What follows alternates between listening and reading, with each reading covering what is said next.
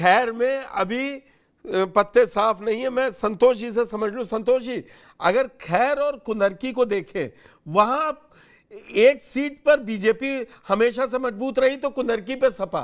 क्या इन्हीं दोनों के पास ये दोनों सीटें रहने वाली हैं? अब कुछ समीकरण टिकट ऐलान के बाद आप देख रहे हैं बदल सकते हैं? मैं देखिए, खैर में दोनों वाल्मीकि जो है, अनुप प्रधान वाल्मीकि भाजपा के ये 2 बार लगातार विधायक है, बहुत अच्छे मार्जिन से जीते।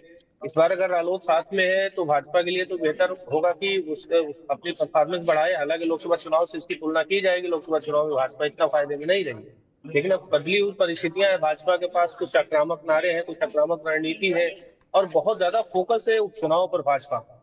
आप देख रहे हैं लगातार बैठकों का दौर जारी है, तो ये मगर अब उपचुनाव तो और नाम ही नहीं डिक्लेयर कर पा रहे हैं। मैं फिर वही वो कहूंगा। असमंजस नहीं, मैंने पहले बताया, वो भाजपा की रणनीति का हिस्सा है, और उसको लेकर विपक्षी दल अपनी गलतफहमी कुछ भी पाले, वो भाजपा की रणनीति का हिस्सा रहता है, और उसकी जीत हार से बहुत ज्यादा लेना देना नहीं है। वो भाजपा की अपनी कार्य संस्कृति, एक तरीका है। दूसरी बात कुंदरकी की बात है, तो वहाँ लगातार 1996 से एक बार शायद भाजपा जीती, उसके बाद से कभी, मतलब वहाँ लगातार मुस्लिम चेहरे ही है, और वहाँ उनकी संख्या भी 60% है। निसंदेह वहाँ भाजपा बहुत ज्यादा उम्मीद पाल के नहीं चलेगी, लेकिन एक प्रयास करेगी कि अगर अपने बीच से कोई एक लोकप्रिय आक्रामक मुस्लिम चेहरा निकले जो उनका मुकाबला कर सके और अच्छा वोट ग्रहण कर सके, बिल्कुल हासिल कर ठीक सके, आपने कहा। तो भाजपा के लिए वो 98 में एक चंद्रसेन लैब होगी। सिंह, आपने बिल्कुल ठीक कहा, 98 में चंद्रसेन सिंह उपचुनाव जीते थे। लेकिन मुझे लग रहा है समाजवादी पार्टी को ये लोग जो घेर रहे हैं, AIMIM और दूसरा अपना BSP, तो क्या समाजवादी पार्टी के लिए कुछ मुश्किलें होंगी? बहुत ज्यादा नहीं होंगी। देखिए, मैं बहुत स्पष्ट बताऊं, वो एक तो उपचुनाव कभी बसपा मजबूती से लड़ती नहीं रही, पहली बार उन्होंने प्रयास किया है। जनता इतनी जागरूक है, मतदाता इतना जागरूक है, जिसका पूरा फायदा सपा को 2024 के लोकसभा चुनाव में मिल चुका है। ऐसे में अगर हम ये सोचें कि कोई मतदाता कहीं से कंफ्यूज है, तो बिल्कुल नहीं कंफ्यूज है। जो मतदाता सपा के साथ है, वो सपा की मजबूती समीकरण है, भाजपा की मुकाबला करने की क्षमता देखते हुए सपा के ही साथ जाएगा। तो दरकिन सपा बहुत मजबूत है। और मीरापुर में ये बात इसलिए थोड़ा सा कि वहाँ सपा अगर आऊंगा मैं मीरापुर पे, संतोष जी जसपुर की आप पास सीट है। आऊंगा। मीरापुर का जी संवाददाता मैं जी जी। जुड़वाता हूं। शारिक आपका बहुत बहुत धन्यवाद, मोहित आपका भी बहुत बहुत धन्यवाद। महेंद्र जी, वही सवाल आपसे भी है, क्योंकि मैं सीट दर सीट जहां नामों का ऐलान हो गया है, उनका थोड़ा बहुत एनालिसिस दर्शकों तक पहुंचा रहा हूं, क्योंकि उपचुनाव में बीजेपी ने कैंडिडेट ही नहीं दे पाई है अभी। तो आपको क्या लग रहा है, खैर और कुंदरकी में क्या रहने वाला है? कुंदरकी समाजवादी पार्टी के लिए उपचुनाव होने के बावजूद सेफर सीट रहेगी, या रामपुर जैसा वाटरलू साबित होगा? रामपुर में नहीं, देखिए जहां तक उपचुनाव की बात है, निश्चित रूप से जो सत्ताधारी दल रहा है उसके पक्ष में जो है लोग जो है एक तरीके से झुकाव होता है लोगों का। तो जो विपक्षी दल है उनके लिए निश्चित रूप से एक बड़ी चुनौती है ये उपचुनाव में अपनी सीटें बचाना। उसके अलावा जो आरोप तमाम विपक्ष के रहे हैं कि किस प्रकार से जो है कोशिश की जाती है तमाम तरीके से, जो भी पार्टी सत्ता में रही हो, कि जो सरकारी मशीनरी है उसका दुरुपयोग किया जाता है और रूलिंग पार्टी जो है एक जो है एडवांटेज पोजीशन में रहती है। तो ऐसे में मुझे लगता है कि हालांकि जो ये सीटें हैं एक भारतीय जनता पार्टी के पास पक्ष में रही है, एक जी जी एक जी एक भारतीय जनता पार्टी के पक्ष में रही है, दूसरी समाजवादी पार्टी के पक्ष में रही है। तो मुझे लगता है कि एक टफ मुकाबला होगा, और स्थिति तभी क्लियर होगी जब भारतीय जनता पार्टी अपने कैंडिडेट को डिक्लेयर कर देगी, क्योंकि वो बहुत महत्वपूर्ण है। भारतीय जनता पार्टी के लिए एक शुभ संकेत है कि ओवैसी की पार्टी AIMQM और पल्लवी पटेल एक साथ आके चुनाव लड़ रहे हैं। आप देखिए, अगर हरियाणा के चुनाव को आपका विश्लेषण करें तो जो जितनी पार्टियां लड़ी थी उसका एडवांटेज भारतीय जनता पार्टी को हुआ था। तो ये अगर पार्टियां अलग अलग लड़ती हैं, मिल के लड़ती हैं, तो निश्चित रूप से भारतीय जनता पार्टी के लिए ये फायदे का चुनाव होगा। मैं छोटा सा एक सवाल, क्योंकि खैर और कुंदरकी डिस्कशन में है, ये वो सीट है जहां से कटोगे तो बटोगे तो कटोगे का लिटमस टेस्ट है।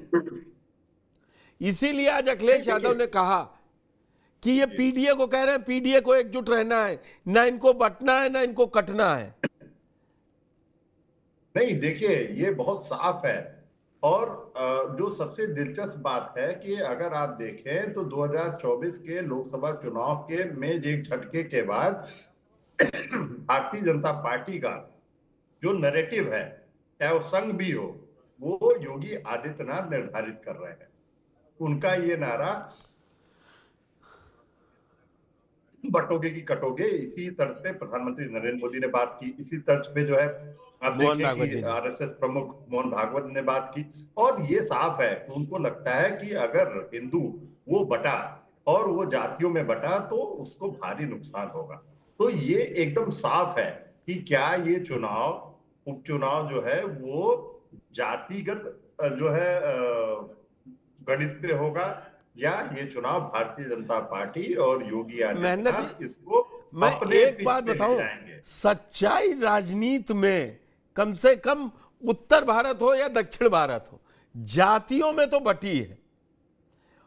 वहीं जाता है वो राष्ट्रवाद या का लोकसभा में तो चल जाता है, विधानसभा के स्तर पर राष्ट्रवाद जैसा नारा बहुत मजबूती से आपको जीत नहीं दिलाता, वहां आपको जाति समीकरण ही जीत दिलाते हैं।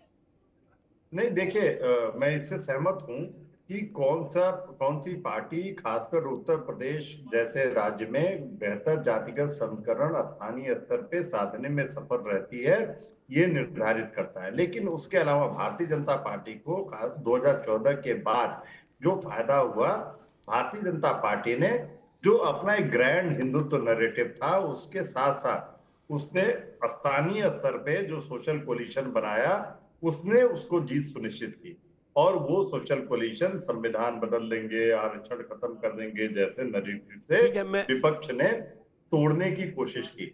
और मैं इस पे संतोष जी से पार्टी की पूरी कोशिश है कि वो वापस उस नैरेटिव को सेट करे, और चाहे वो दुकानों पे नाम लिखने की बात हो, चाहे वो बटोगे या कटोगे के नारे की बात हो, ये साफ दिखाता है कि भारतीय जनता पार्टी विपक्ष को वापस अपने हिंदुत्व के पिच पे, उसके साथ ही जो योगी आदित्यनाथ की एक छवि है कि एक नो नॉनसेंस एडमिनिस्ट्रेटर की, दंगा मुक्त जो है प्रदेश की, जो एक बिना भेदभाव के, उस पे हल्का हल्का महेंद्र जी, क्योंकि राजनीतिक प्रवक्ता बैठे नहीं है, उस पे तो डेंट आ रहा है। जिस तरीके से बहराइच हिंसा में बीजेपी विधायक महसी के, वो बीजेपी के ही युवा मोर्चा के नेताओं पर दंगा फैलाने, और उसको आज अखिलेश यादव ने बड़ा करके प्रस्तुत किया, प्रेस कॉन्फ्रेंस में जोरी उस पे रहा। वही कोशिश है, देखिए वही कोशिश है कि किस प्रकार से जो योगी आदित्यनाथ की एक मजबूत